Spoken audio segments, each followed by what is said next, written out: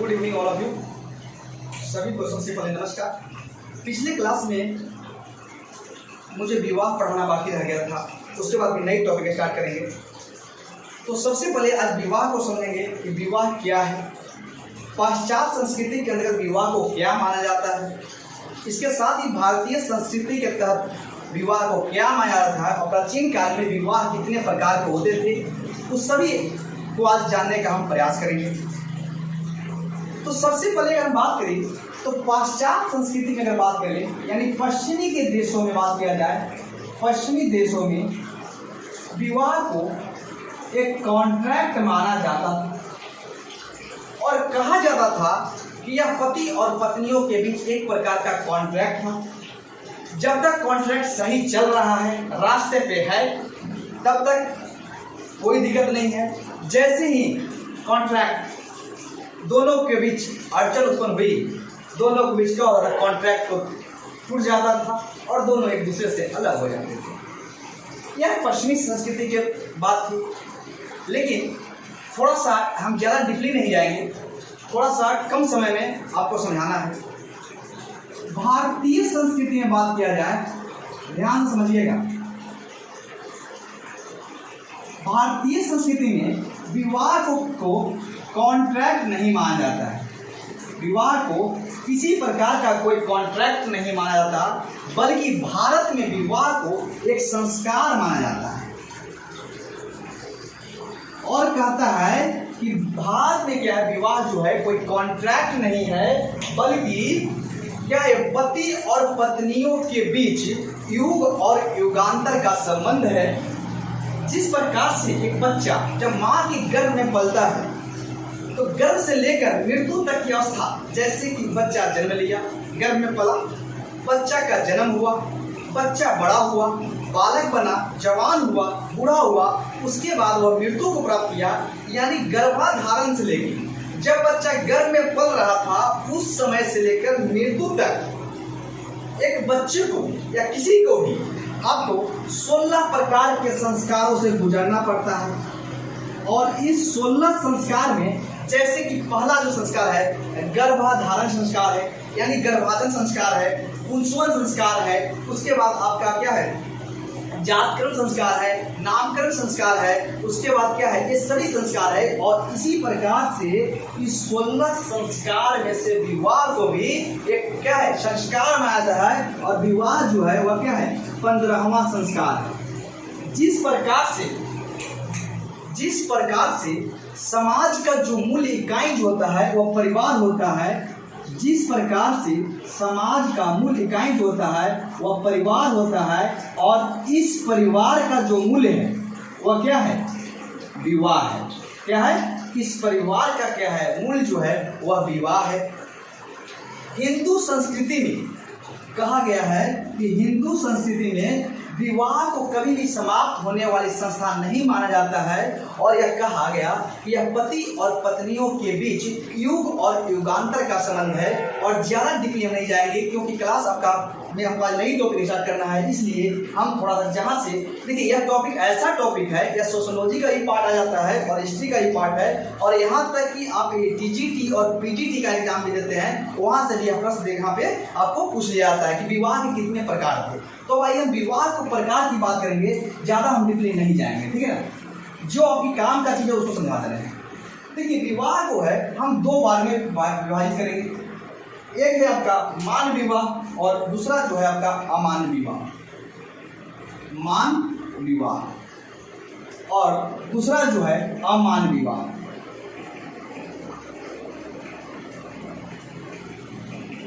विवाह कुल मिलाकर है आप क्या लिखेंगे, 8 प्रकार के होते हैं, लेकिन अध्ययन की सुविधा के दृष्टि से हम इसे 2 भाग में बांट कर पढ़ेंगे। एक मान विवाह और आपका दूसरा अमान विवाह। मान विवाह में 4 प्रकार के विवाह को पढ़ेंगे और अमान विवाह में भी 4 प्रकार का विवाह को हम पढ़ेंगे। सबसे पहले जो हम बात करेंगे मान विवाह की बात करते हैं, सबसे पहले है आपका ब्रह्मा विवाह। ब्रह्मा विवाह। दूसरा नंबर में जो हम बात करेंगे वह है आपका देव विवाह। और तीसरा नंबर पे जो हम बात करेंगे वह बात करेंगे आर्ष विवाह। और चौथा नंबर बात करेंगे प्रजापति विवाह। ध्यान समझिएगा, यानी ब्रह्म विवाह की अगर बात करें तो यह क्या है, सर्वोत्तम विवाह है। क्या है, सबसे ज्यादा मजा जो आपको पढ़ने में आएगा, जो आपकी लालसा जो है हम समझ रहे हैं, और ये आपको अमान्य विवाह में मजा आएगा, क्योंकि आप इसी के लिए व्याकुल हैं। तो ब्रह्म विवाह को सर्वोत्तम विवाह कहा जाता है। और इस विवाह के अंदर क्या होता है कि लड़की के पिता यानी क्या हो, वर वधू के पिता यानी कन्या के पिता अपनी कन्या का विवाह गुणवान, शीलवान, वेदवान यानी गुणवान, शीलवान और वेदवान पंडितों के साथ क्या करते थे, विवाह कर देते थे। इसमें जैसे कि इसमें क्या होता था कि ब्रह्म विवाह जो था उसमें लड़की के पिता यह घोषणा कर देते थे कि जो सबसे प्रकांड विद्वान और जो सबसे उनकी कुछ शर्त होती थी, उस शर्त को अगर कोई पूरा करता है तो उसके साथ हम अपनी पुत्री का विवाह कर देंगे। जैसे कि आपको पता होगा कि भगवान राम और माता सीता का जो विवाह हुआ था उसको ब्रह्म विवाह कहता है, क्योंकि माता सीता के पिता जनक जी ने घोषणा किया था कि जो तलवार जो था, उस तलवार के जो बाण को चढ़ा देंगे उसी से क्या करेंगे, हम अपनी पुत्री सीता का विवाह कर देंगे। और इसमें आप क्या हुआ था, इसमें आप स्वयंवर का आयोजन किया जाता है। और यह विवाह जो है क्या है, ब्रह्म विवाह सर्वोत्तम विवाह है। यह क्या है, यहाँ याद रखिएगा कि ब्रह्म विवाह जो है उसमें जो लड़की के पिता जो है अपनी कन्या का विवाह जो है गुणवान, वेदवान और शीलवान पंडितों के साथ क्या करते थे, विवाह करते थे, और इसी को सर्वोत्तम विवाह कहा जाता है।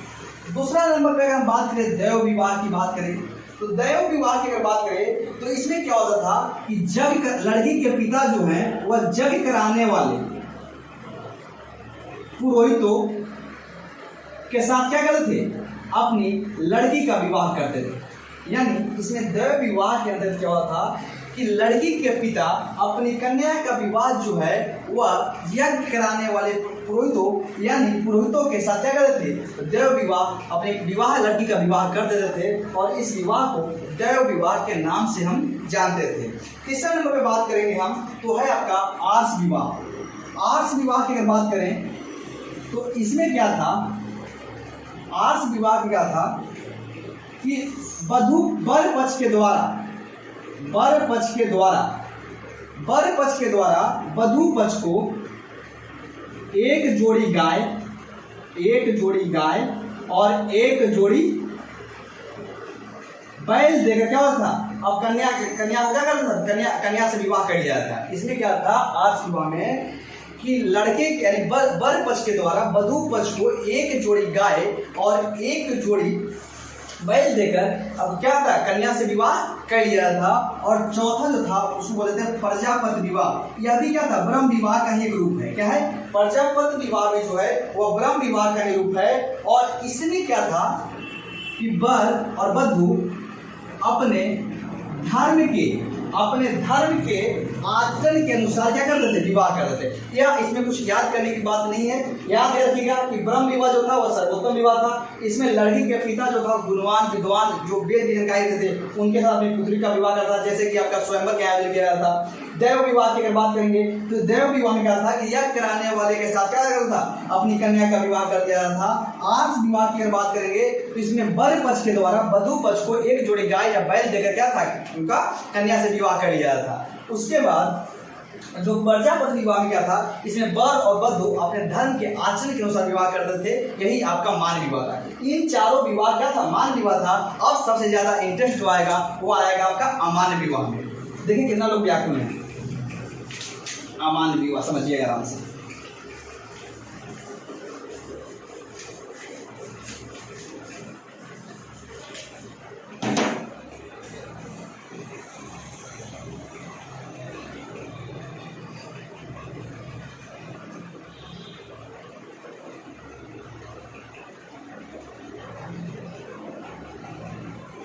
इसमें था असुर विवाह, राक्षस विवाह, पिशाच विवाह, और चौथा जो था आपका गंधर्व विवाह। यानी आज जो अब जो मजा आएगा वो आपको यह आएगा, असुर विवाह, राक्षस विवाह और पिशाच विवाह, गंधर्व विवाह, इसका नाम यही है। अब एक चर्चा करेंगे आराम से।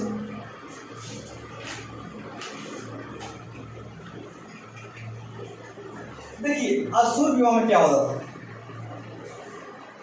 इसमें क्या था कि वर पक्ष के द्वारा यानी लड़का के द्वारा कन्या को खरीद लिया जाता था। इसी विवाह को असुर विवाह कहते थे। असुर विवाह में क्या था कि वर पक्ष के द्वारा यानी कन्या को जबरदस्ती यानी क्या उसको लालच देकर, पैसा देकर, मैं किसी भी तरह से उसको खरीद लो और उससे हम विवाह करेंगे, और उस विवाह को क्या कहा जाता था, असुर विवाह कहा जाता था। यानी यहाँ का लिखिएगा यह कि वर पक्ष के द्वारा कन्या को क्या कहता है, खरीद लिया जाता था और उससे विवाह कर लिया जाता, उसी को आपको असुर विवाह कहते थे। ठीक है, उसके बारे में बात करेंगे। तो राक्षस विवाह की बात की, एग्जाम्पल समझिएगा। आप कहीं घूमने के लिए जा रहे हैं, आप एक लड़की हैं और कहीं घूमने के लिए निकले, उधर से कोई लड़का आया, जबरदस्ती आपको अपहरण करके लेके चला गया, और तो अपहरण करके यानी लड़की की अपहरण करके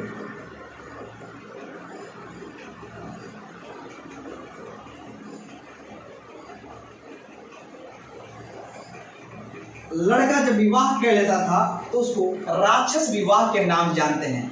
यानी लड़की को जबरदस्ती अपहरण कर लिया, अपहरण करके लेकर कहीं चला गया और वहां जाकर जबरदस्ती उससे विवाह कर लिया जाता है, उस विवाह को राक्षस विवाह के नाम से जानते हैं। और उसके बाद हम बात करेंगे पिशाच विवाह की। अगर बात करें तो पिशाच विवाह में क्या हुआ कि वधू के बिना मर्जी से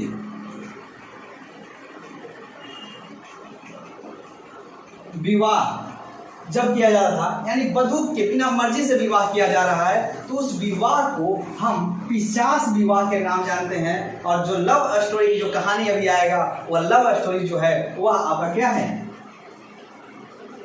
प्रेम विवाह। यानी गंधर्व विवाह में क्या था, जब लड़का और लड़की एक दूसरे से प्रेम करते थे और उस प्रेम करने के दौरान क्योंकि प्रेम की घटनाएं से हर लोग परिचित होंगे, और जब दोनों के बीच प्यार होता था और प्यार होने के बाद वह दोनों एक दूसरे के जीवन साथी बन जाते हैं, तो उस विवाह को गंधर्व विवाह के नाम जानते हैं या प्रेम विवाह के नाम से जानते हैं। तो आपको सबसे जो मजा आ रहा है वह आपको अमान्य विवाह में आ रहा है, जो हालांकि दोनों प्रकार के विवाह के जो है वह अमान्यता दे दी गई है, लेकिन इस विवाह को अमान्य विवाह के नाम जानते हैं, क्योंकि इसमें आप कहीं भी देखें जबरदस्ती हो रहा है, कोई वैलिड नहीं है, इसलिए इसे अमान्य विवाह की संज्ञा देते हैं। एक बात कुछ रिवील कर देते हैं। देखिए असुर विवाह में क्या होता था, नाम ही वैसा है। असुर विवाह में वर पक्ष के द्वारा या लड़का के द्वारा लड़की को खरीद लिया जाता था, लड़की को खरीद कर विवाह कर लिया जाता, उससे मुंहमांगा धन दे दिया जाए, उससे जबरदस्ती मतलब क्या किया जाए, उसको कई सारे लालच दे दिया जाए, उस प्रकार से उस लड़की से उसके विवाह कर लिया जाता,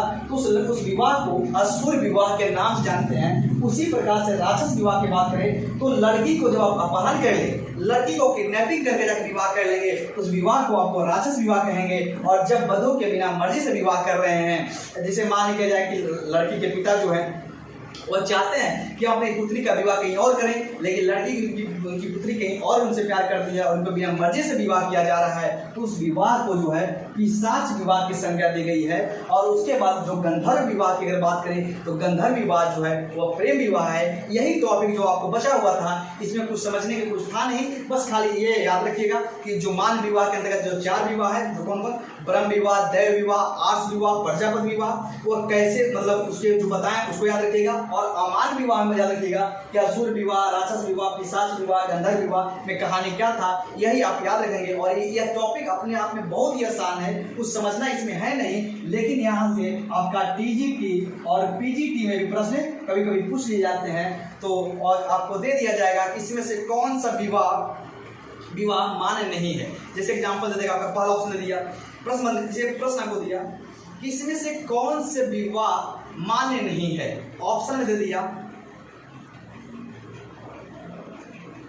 ब्रह्म विवाह, प्रजापति विवाह, सी ऑप्शन दे दिया आपका देव विवाह, और चौथा दे दिया असुर विवाह। अब इसमें से आपको छांटना है इसमें से कौन मान विवाह नहीं है, तो ये आप याद करेंगे और बहुत ही आसान टॉपिक था, इसको कवर किए। Thank you, God bless you, आपका दिन शुभ हो।